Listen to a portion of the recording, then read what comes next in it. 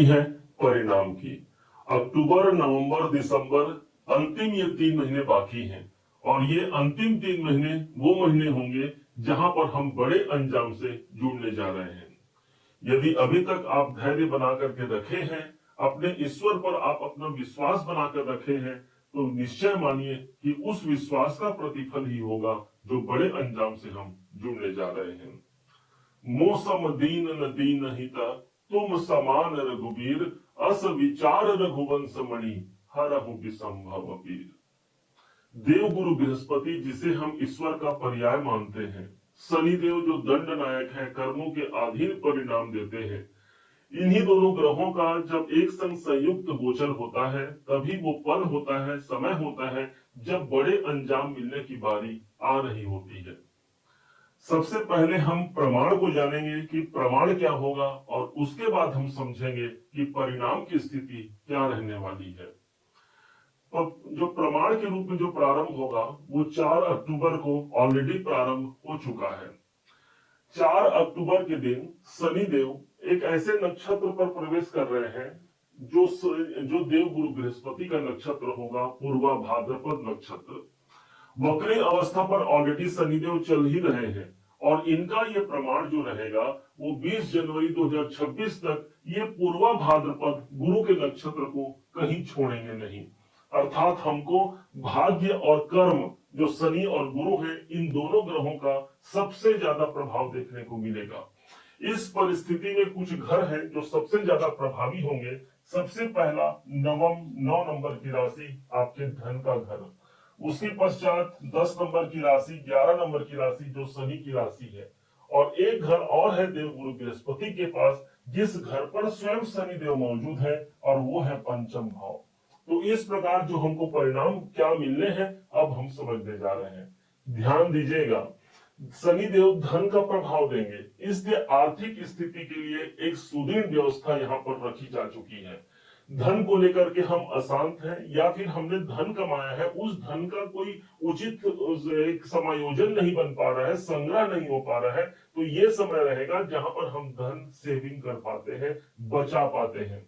क्योंकि कुटुंब का भाव प्रभावी हो रहा है, परिवार की जो जिम्मेदारियां हैं उन जिम्मेदारियों का हम निर्वहन कर रहे हैं, उन जिम्मेदारियों का न सिर्फ निर्वहन कर रहे हैं बल्कि वो परिणाम को भी प्राप्त कर पा रहे हैं। पारिवारिक कार्य पूरे होने की संभावना काफी प्रबल हो जाएगी। ठीक यही वो घर होगा, तीसरा घर। ये इस समय पर प्रभावी होने से यदि जीवन में अधिक चैलेंजिंग सिचुएशन बने हुए हैं तो उस सिचुएशन से हम बाहर निकल रहे हैं ना, क्योंकि शनिदेव अब गुरु के नक्षत्र पर है, गुरु का साथ भी मिल गया। शनिदेव ऑलरेडी गुरु के राशि पर है, अब गुरु के नक्षत्र पर भी प्रवेश कर जाएंगे।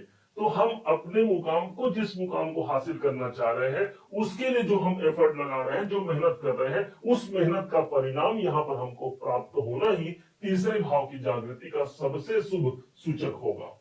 अब तीसरा घर ही आपके आईटी फील्ड का है, सॉफ्टवेयर संबंधित कार्यों का है, ऑनलाइन संबंधित कार्यों का है, ये सब कार्य बनने वाले हैं। यदि आप इस फील्ड में कार्य कर रहे हैं तो तीसरे भाव का जागृत होना देवगुरु बृहस्पति के माध्यम से भी हमको भाग्य के साथ को ही प्रदर्शित करता है।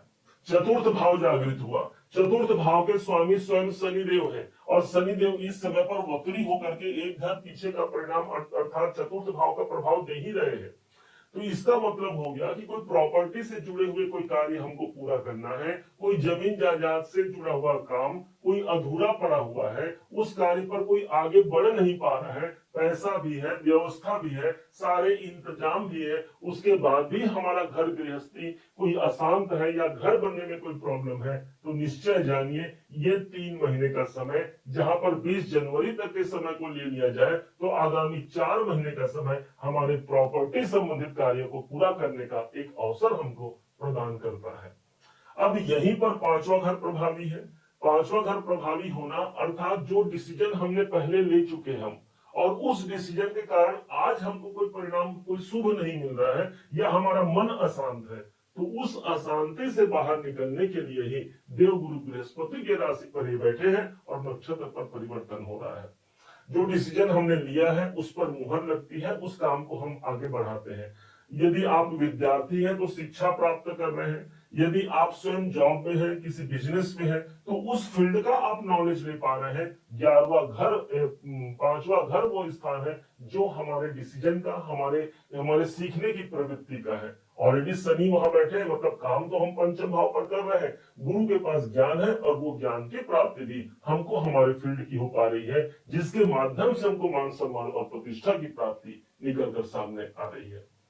अब इसी 3 महीने में बड़े बड़े परिवर्तन भी हो रहे हैं, और सबसे पहला परिवर्तन तो 4 अक्टूबर को आपको हमने बता ही दिया। इसके पश्चात जो होगा 18 अक्टूबर को सबसे बड़ा परिवर्तन यदि कहा जाए तो वृश्चिक राशि के ठीक भाग्य भाव पर देवगुरु बृहस्पति का योग बन जाएगा। अभी चल रहे हैं अष्टम भाव पर और निकल कर चले जाएंगे भाग्य के घर पर। भाग्य उन्नति के लिए सबसे एक मजबूत दावेदारी यदि कोई होगी तो गुरु का नवम भाव पर होगा, जहां पर हम भाग्य से जुड़ पाते हैं। अभी तक हमने अपना काम किया है, ईश्वर का सपोर्ट नहीं मिल रहा है। हमने जो धर्म कर्म किया है, जो माला हमने फेरा है, जो पाठ हमने किया है, जो ईश्वर के प्रति हमने दीप प्रज्वलित किया है, वास्तव कहा जाए तो उसी उन सब कार्यों का अंजाम मिलना ही हमारे नवम भाव की जागृति है। अर्थात किस्मत इस समय पर हमारा साथ देता है। न सिर्फ किस्मत साथ देता है, बल्कि गुरु की दृष्टि स्वयं वृश्चिक राशि पर पड़ेगी। इसलिए हम स्वयं इस समय पर सौभाग्यवान होते हैं। हमारे कार्यों पर हमें भाग्य का सपोर्ट मिल गया, उच्च अधिकारियों का सपोर्ट मिल गया, हमारे पिताजी का सपोर्ट मिल गया। जो लोग भी हमसे बड़े हैं या जो हमसे बड़े ओहदे पर हैं, उनका समर्थन हमको मिलता है, जिसके माध्यम से हम अपने जीवन के रुके हुए कार्य को आगे बढ़ा पाते हैं। अब जैसे ही गुरुदेव जाते हैं, उच्च के हो जाएंगे 18 अक्टूबर से लेकर के 5 दिसंबर तक, तब इनकी जो नवम दृष्टि है वो स्वयं पड़ेगी शनिदेव पर। शनिदेव के अपने घर पर पड़ेगी, और देख कहां से रहे तो नवम भाव से। तो जो लोग दूसरा विवाह करना चाहते हैं, द्वितीय विवाह करने के लिए ये गुरु का ट्रांजिट एक अच्छा ट्रांजिट है। शनि के ऊपर दृष्टि पड़ना, शनि इस समय पर नक्षत्र में भी है, राशि में भी है, और गुरु की दृष्टि भी पड़ जाना हमारे लिए तो भाई कर्म और भाग्य दोनों का समावेश हमारे जीवन पर मिल गया। मतलब जो अंजाम पूरे 2025 में नहीं मिला, वो अंजाम इस अंतिम के 3 महीने पर हमको मिलने जा रहा है। अब इसके बाद एक और बड़ा परिवर्तन होता है, और वही इसी 3 महीने में एक डेट आता है 28 नवंबर को। अब उस दिन शनिदेव वक्री अवस्था से मार्गी आ जाएंगे, मतलब पंचम भाव पर है। अब जो काम हमने शुरुआत किया है, जो डिसीजन हमने लिया है, उस पर हम आगे बढ़ रहे हैं। अब वो पीछे मुड़ के देखने का योग नहीं रहा, अब हम अपने मार्ग पर आगे बढ़ना ही शनि के मार्गी अवस्था का शुभत्व होगा, जो ठीक हमारे पंचम भाव पर रहेगा। अगला डेट एक और आता है, और वो डेट होगा 5 दिसंबर सन 2025, इस साल के अंत में, समझिएगा। और ये जो प्रेडिक्शन अभी देने जा रहे हैं 5 दिसंबर से लेकर के मई 2026 तक रहेगा। मतलब 2026 की नींव भी 2025 में रची जा चुकी रहेगी। कारण ये होगा कि अभी अभी हमने आपको बताया कि गुरु आपके भाग्य भाव पर रहेंगे। पुनः फिर से ये वक्री होकर के जहां से इन्होंने यात्रा की शुरुआत की थी अष्टम भाव से, फिर से वहीं पर अष्टम भाव पर आ जाएंगे। तो इसका मतलब तो ये हो गया ना कि अब हमको ये लगेगा कि अष्टम भाव पर आए, फिर से वो रुकावट और प्रॉब्लम देखने को मिलेगा। नहीं, यहाँ पर एक बार देव गुरु बृहस्पति अष्टम भाव पर काम कर चुके हैं, जो रुकावट बाधाओं पर काम कर चुके हैं। जब पुनः फिर से ये आते हैं, अर्थात उन रुकावट और बाधाओं से हम मुक्त होते हुए अपने जीवन को बदलाव के क्षेत्र पर ले जाते हैं। अष्टम भाव हमारे जीवन में बदलाव का है। अष्टम भाव जहां पर प्रभावी होगा वो स्थान है बड़े परिवर्तन का, क्योंकि यही स्थान जब परिवर्तन होता है तब तो भाग्य की शुरुआत होती है। और इसलिए अब समय रहेगा मेरे परिवर्तन का। देव गुरु बृहस्पति की दृष्टि पड़ेगी सीधे 12वें घर पर। विदेश से जुड़े हुए कार्य बन सकते हैं, कोई इंपोर्ट एक्सपोर्ट से जुड़े कार्य बन सकते हैं। आप हॉस्पिटल में काम करते हैं, वहां से काम बन सकते हैं। आप जेल खाने में काम करते हैं, वहां से कोई काम बन सकता है। 12वां घर वो स्थान जो बदलाव को प्रदर्शित करता है, और अष्टम भाव अपने आप में जीवन के परिवर्तन का तो हो ही गया।